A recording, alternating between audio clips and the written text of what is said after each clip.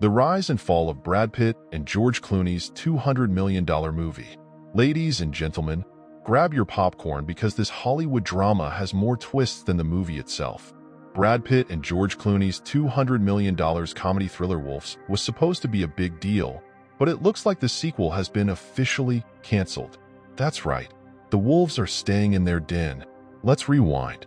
Before the movie even premiered at the Venice International Film Festival, Apple TV Plus had reportedly locked in a deal for a sequel with director Jon Watts. Big money, big stars, big plans. But now, Jon Watts himself says, yeah, that's not happening. Talk about a plot twist. The original Wolves cost a jaw-dropping $200 million to make. Let that sink in. $200 million. It's one of the most expensive TV movies ever. And for what? Mixed reviews. Critics called it everything from meh to staggeringly boring. One reviewer on X, formerly Twitter, summed it up in one word: meh, ouch. But not everyone hated it. Some fans thought the movie was a genuine delight and even beautiful. Apple TV Plus declared it their most watched feature ever. So while critics rolled their eyes, audiences were apparently streaming it in droves. Love it or hate it, people were watching. The plot? Brad and George play two professional fixers forced to team up on a cover-up job. Think buddy cop comedy meets crime thriller. Amy Ryan, Austin Abrams, and Porna Jagannathan join the fun. It sounds promising, right?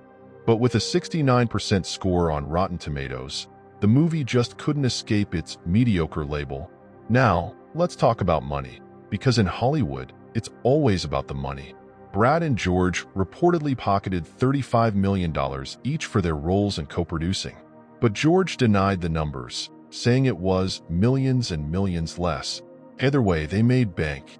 The movie was initially supposed to hit theaters worldwide, but instead, it got a one-week limited release before heading straight to Apple TV+. George admitted he and Brad even gave back part of their salaries to try for a wider release. Unfortunately, it didn't work.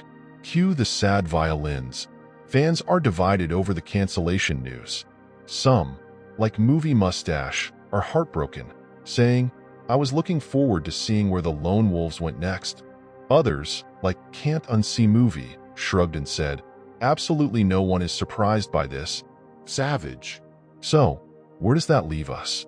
No sequel, no next chapter for Brad and George's Wolves. It's a wrap, folks.